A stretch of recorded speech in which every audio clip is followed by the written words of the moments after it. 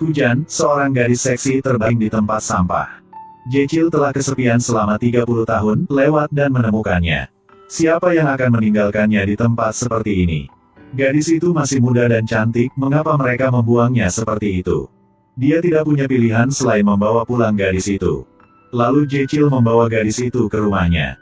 Begitu dia duduk di sofa, gadis itu jatuh padanya. Dia terkejut dan segera pindah.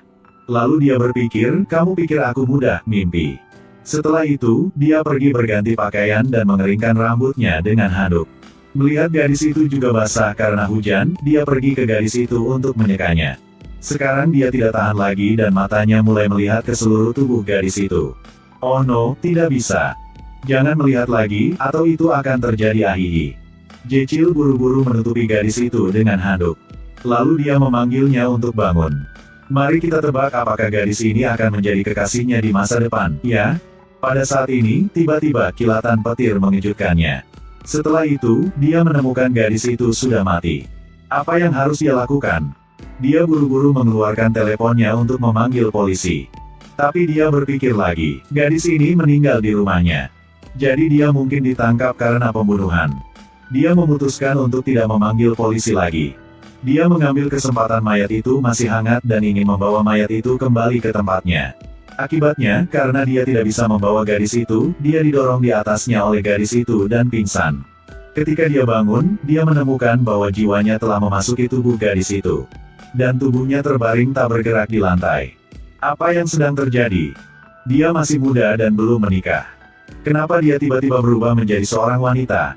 Dia panik dan langsung memanggil sahabatnya Hyungu. Lalu berkata dia punya masalah. Dan menyuruh Hyungu cepat pulang.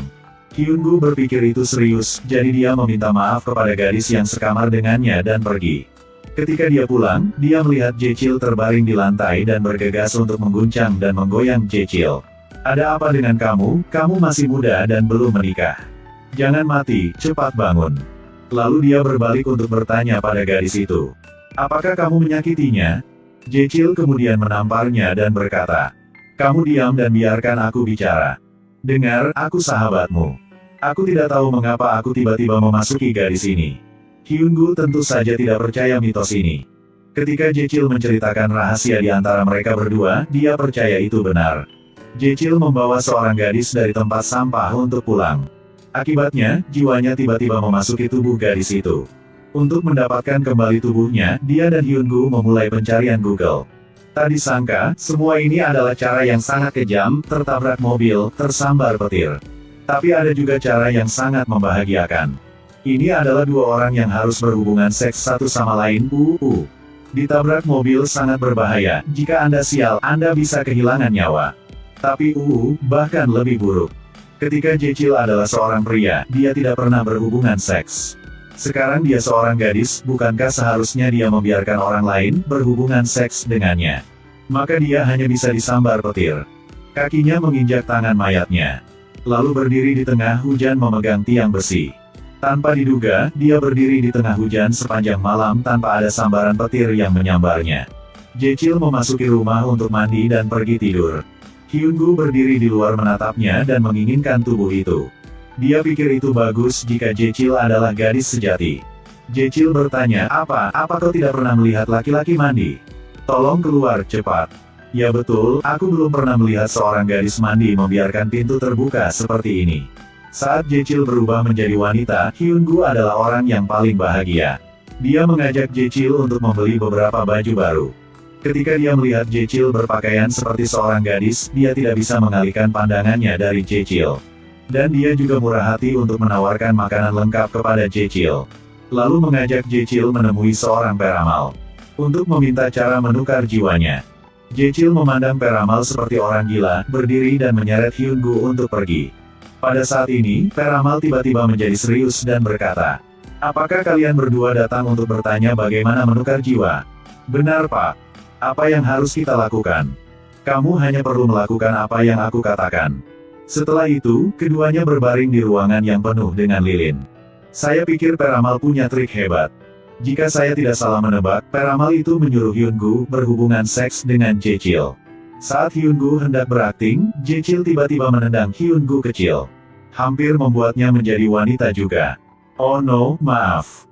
Hanya saja aku merasa sangat mengerikan, aku tidak tahan. Hyun-gu marah. Hari ini, dia tidak hanya menghabiskan uang untuk membeli pakaian, tetapi juga untuk makan. Tetapi dia tidak mendapatkan apa-apa. Sekarang, ingat semuanya dengan jelas. Sebelum kalian berdua bertukar tubuh, apa yang kamu dan gadis itu lakukan? Aku tidak melakukan apa-apa. Aku hanya melihat kakinya sedikit. Ya, aku ingat. Ketika aku jatuh, sepertinya aku pernah dicium olehnya. Kalau begitu, sekarang kenapa kamu tidak mencoba menciumnya lagi? Apakah kamu percaya aku akan menamparmu? Tapi ketika aku mencium diriku sendiri, aku merasa tidak enak. Kamu sangat banyak bicara, kamu telah berubah menjadi seorang wanita dan kamu telah menjadi lambat seperti seorang wanita. Tidak ada cara lain, Jechil menahan napas dan mencium mayatnya. Lalu, dia langsung pingsan. Siapa sangka ketika dia bangun, jiwanya benar-benar kembali. Mereka berdua saling berpelukan dengan gembira. Jechil senang karena dia kembali ke dirinya sendiri. Dan Hyun-gu senang karena akhirnya dia tidak harus menderita pelecehan psikologis lagi. Tapi malam berikutnya, Jechil pulang dengan depresi lagi. Hyun-gu bertanya ada apa? Apakah kamu tidak percaya diri ketika kamu seorang pria? Sebenarnya, hari ini Jechil berjalan-jalan di taman bersama Soo-hyun, rekan kerja wanita yang diam-diam dia cintai sejak lama. Mereka berteman sejak SMA. Pada saat itu, dia sudah menyukai Soo-hyun. Tetapi karena kepribadiannya yang pemalu, dia masih belum mengaku pada Soo-hyun. Pada saat ini, dia tiba-tiba menemukan cara. Teman, bolehkah aku meminjam tubuhmu? Apa yang ingin kamu lakukan? Kamu dulunya cowok paling hot di sekolah, kan? Aku ingin meminjam tubuhmu untuk menggoda Soo-hyun. Meskipun Hyun-gu ingin menolaknya. Tapi memikirkan urusan besar masa depan Jochel, dia akhirnya setuju. Jechil mengambil seorang gadis koma dari tempat sampah. Kemudian, dia secara tidak sengaja menemukan bahwa hanya dengan mencium gadis itu akan dapat memasukkan jiwanya ke dalam gadis itu. Jadi dia meminjam tubuh Hyun-gu untuk merayu gadis yang dia suka. Setelah bertukar tubuh dengan Hyun-gu, dia mengajak Soo-hyun untuk makan. Saat berbicara, dia tahu bahwa ketika dia pergi ke sekolah, dia juga diam-diam jatuh cinta dengan Hyun-gu. Dia sangat kecewa setelah mendengar itu. Tapi dia bodoh dan tidak menyadari bahwa orang yang paling banyak dibicarakan Soo-hyun sekarang adalah dia. Dan Hyun-gu di perusahaan juga sengaja tidak peduli padanya. Dia melakukannya untuk memberi Jechil kesempatan. Tapi sepertinya ada yang tidak beres. Sekarang, dia ada di tubuh Jechil. Kenapa dia tidak merayu Soo-hyun menggantikan Jechil? Keesokan harinya, Jechil di tubuh Hyun-gu ragu-ragu sepanjang hari sebelum memanggil Soo-hyun. Dia ingin mengajaknya pergi hiking.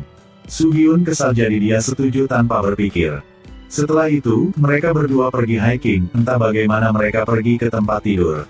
Kemudian mereka berdua berolahraga sepanjang malam. Setelah itu, Jechil menyesalinya lagi. Dia merasa seperti kehilangan kepolosannya. Dia pulang dan mengubah tubuhnya kembali menjadi Hyun-gu. Hyun-gu bertanya ada apa? Kamu tidak menggunakan tubuhku untuk menggoda gadis lagi? Tidak tahu. Kau menikmati semuanya. Jechil berkata lupakan. Bahkan jika aku berubah menjadi dirimu, Soo-hyun tidak akan menyukaiku. Hyun-gu berkata tidak. Dia masih peduli padamu beberapa hari yang lalu. Dia bertanya bagaimana kabarmu, bisakah dia dan kamu kembali seperti dulu? Pikirkan, jika seorang gadis tidak menyukaimu, maka kamu menghilang dan mereka tidak akan peduli, apakah kamu mengerti? Jechil berpikir, oh ya, itu masuk akal. Kenapa kau tidak mengatakan ini lebih awal? Tetapi sekarang setelah kamu mengatakannya, itu tidak masuk akal. Tunggu sebentar. Aku akan kembali. Setelah mengatakan itu, Jechil berlari sampai ke rumah Soo-hyun. Lalu dia dengan berani mengaku padanya.